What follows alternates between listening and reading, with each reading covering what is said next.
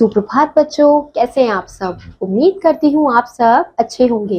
तो बच्चों, आज की कक्षा में हम पढ़ने वाले हैं अध्याय नंबर 9, जिसका शीर्षक है गुरु की खोज। तो बच्चों, सबसे पहले हम पढ़ेंगे इस पाठ का सार। अपने गुरु से सही शिक्षा प्राप्त करके ही हम अपने चरित्र का निर्माण करते हैं और इसी प्रकार जीवन में आगे बढ़ते हैं।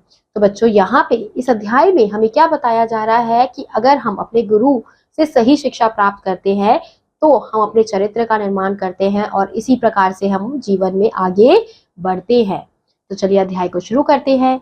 प्राचीन समय में आजकल की तरह विद्यालय नहीं हुआ करते थे। छात्र गुरुकुल में रहकर ही शिक्षा प्राप्त किया करते थे।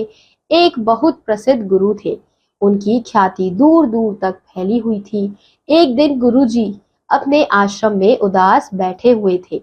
विद्यार्थियों ने उनसे उनकी उदासी का कारण पूछा तो उन्होंने बताया, मेरे सामने एक गंभीर समस्या आ गई है। मेरी पुत्री विवाह योग्य है। मैं उसका विवाह करना चाहता हूँ। विवाह करने के लिए बहुत सारे धन की आवश्यकता होती है जो मेरे पास नहीं है। तो यहाँ पे बच्चों हमें क्या बताया जा रहा है कि प्राचीन समय में यानी कि पहले के समय में क्या होता था कि उस समय विद्यालय नहीं होते थे। शिक्षा प्राप्त करने के लिए लोग कहाँ पे जाते थे? छात्र गुरुकुल में रहकर शिक्षा प्राप्त किया करते थे। एक बहुत प्रसिद्ध गुरु हुआ करते थे पहले के समय में। उनकी ख्याति दूर दूर तक फैली हुई थी, यानी कि दूर दूर के लोग उन्हें बहुत अच्छे से जानते थे।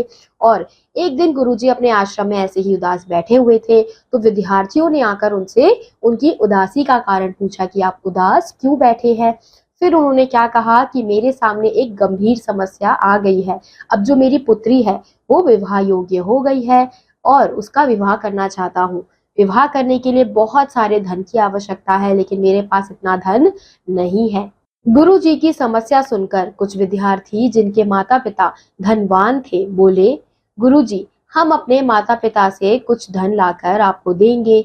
आप उसे गुरु दक्षिणा के रूप में स्वीकार कर लीजिएगा। तो फिर क्या होता है कि अब जो बच्चे हैं गुरु जी की समस्या सुनकर जो बालक है वो क्या कहते हैं, जिनके माता पिता थोड़े धनवान होते हैं, जिनके पास थोड़े बहुत पैसे होते हैं, वो कहते हैं कि हम अपने माता पिता से जाके आज पैसे मांगेंगे, धन मांगेंगे और लाकर आपको दे देंगे। तो उन धन से आप उसे स्वीकार कर लेना और उससे अपनी बेटी का विवाह कर लेना। गुरुजी बोले, नहीं नहीं, मैं इस प्रकार धन नहीं ले सकता। तुम्हारे माता पिता सोचेंगे कि मैं लालची हूँ, मैं ही धन मांग रहा हूँ। तो गुरुजी क्या सोचते हैं? गुरुजी मना कर देते हैं कि नहीं नहीं, मैं इस प्रकार से तुमसे धन नहीं ले सकता हूँ, क्योंकि तुम्हारे माता पिता मेरे लिए क्या सोचेंगे कि मैं कैसा गुरु हूँ जो अपने शिष्यों से धन ले रहा हूँ। तभी विद्यार्थी पुनः सोचने लगे। फिर सब विद्यार्थी जो है वो सोचते हैं कि अब क्या किया जाए। तभी गुरुजी बोले, मेरी समस्या का एक समाधान है। मैं चाहता हूँ कि तुम धन तो लाओ किंतु किसी से मांगकर नहीं। तुम उसे इस प्रकार लाओ कि धन लाते समय तुम्हें कोई देखे नहीं। इस प्रकार मैं लोभी नहीं कहला सकूंगा। तुम लोग इस बात का विशेष ध्यान रखना कि तुम जो भी वस्तु लाओ उसे कोई देखे नहीं, वरना वह वस्तु विवाह के लिए अशुभ हो जाएगी। तभी गुरुजी क्या कहते हैं कि मेरी समस्या का एक समाधान है, यानी कि उपाय है। मैं चाहता हूँ कि तुम धन लाओ, लेकिन ऐसे लाओ किसी से मांगकर नहीं। ऐसे लाओ कि किसी को पता ना चले, कोई देखे ना तुम्हें धन लाते हुए।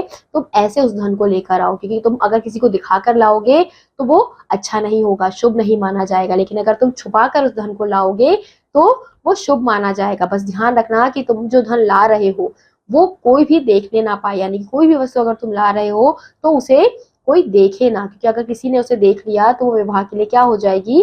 अशुभ हो जाएगी। फिर हम उसे विवाह के लिए उपयोग नहीं कर पाएंगे।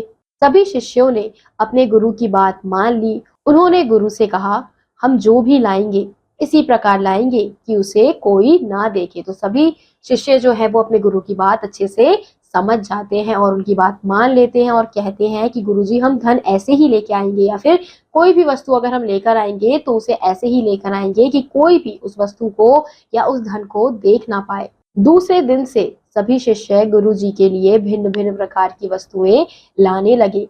गुरु उन्हें प्रसन्नता से स्वीकार करने लगे। अब दूसरे दिन से क्या करने लगते हैं वो लोग बच्चे? वो क्या करने लगते हैं? वो कुछ ना कुछ वस्तु लाकर भिन्न भिन्न यानी अलग अलग प्रकार की वस्तुएं लाकर गुरुजी को देते थे।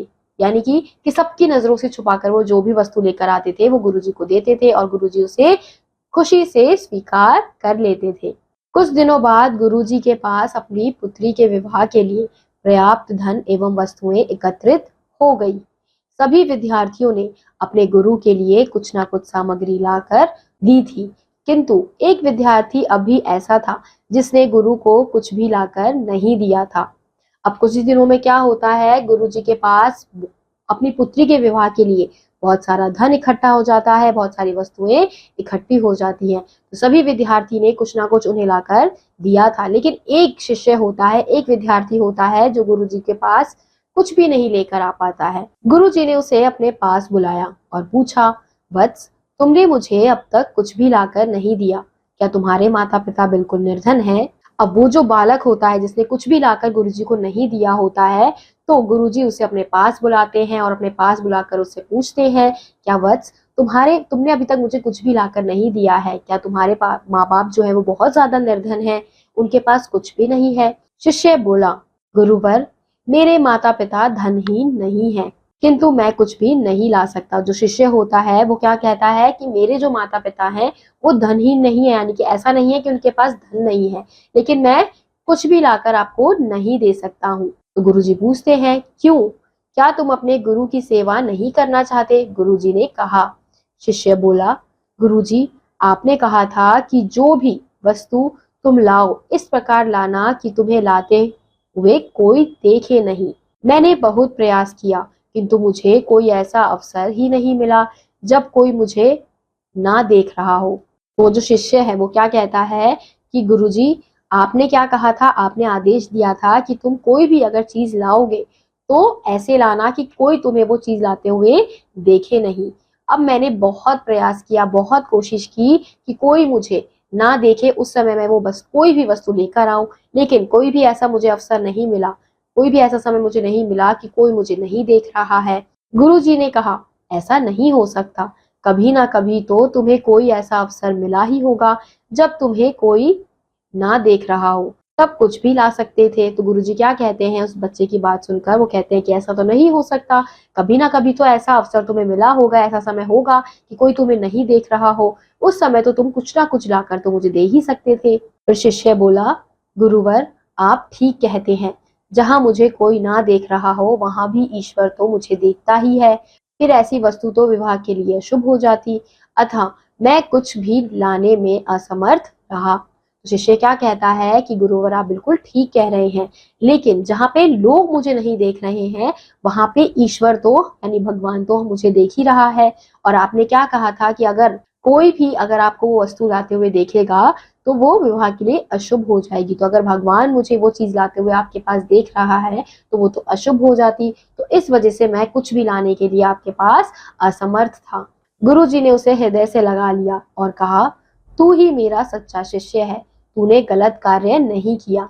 तो गुरुजी को इसकी बात बहुत अच्छी लगती है, क्योंकि किसी ने भी ऐसा नहीं सोचा होता है। सब लोग क्या सोचते हैं कि गुरुजी जो है वो इंसानों की बात कर रहे हैं कि कोई इंसान ना देखे, लेकिन गुरुजी ने क्या कहा था, कोई भी ना देखे, तो कोई भी में तो भगवान भी है, भगवान तो हमेशा हमें देखते रहते हैं। तो गुरुजी उसकी बातें सुनकर उसे अपने हृदय से लगा लेते हैं और फिर क्या कहते हैं कि तू ही मेरा सच्चा शिष्य है, तूने गलत कार्य नहीं किया, मुझे किसी प्रकार के धन की आवश्यकता नहीं है, मैं तुम सबकी परीक्षा ले रहा था, तू परीक्षा की कसौटी पर खरा उतरा है।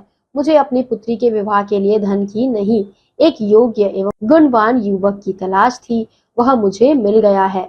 मेरा सच्चा शिष्य तू ही है, मेरी कन्या के लिए तू ही योग्य वर है। क्या होता है, अब गुरुजी क्या कहते हैं कि मुझे किसी भी प्रकार की धन की आवश्यकता नहीं थी, मैं तुम सबकी क्या ले रहा था, परीक्षा ले रहा था, मैं देख रहा था कि तुम उस कसौटी को कैसे पार करते हो, और मैं अपनी पुत्री के लिए ऐसा ही वर ढूंढ रहा था और मुझे किसी भी प्रकार के धन की आवश्यकता नहीं थी। तो गुरुजी क्या कहते हैं कि मुझे गुणवान युवक की आवश्यकता थी, वह मुझे मिल गया है और तू मेरा सच्चा शिष्य है, तो इसलिए मेरी कन्या के लिए तू ही योग्य वर है। तो हम क्या देखते हैं कि गुरुजी जो है वो अपने शिष्य की परीक्षा ले रहे होते हैं। वो ये नहीं देख रहे होते कि उन्हें कौन कौन धन ला के देता है, वो ये देख रहे होते हैं कौन उनकी बातों को अच्छे से समझ रहा है। तो इसी के साथ बच्चों आज का ये अध्याय यहीं समाप्त होता है। उम्मीद करती हूँ आपको ये अध्याय समझ आया होगा। मैं आपसे मिलूंगी अगली कक्षा में, तब तक के लिए आप सभी बच्चे खुश रहिए और पढ़ते रहिए। बाय।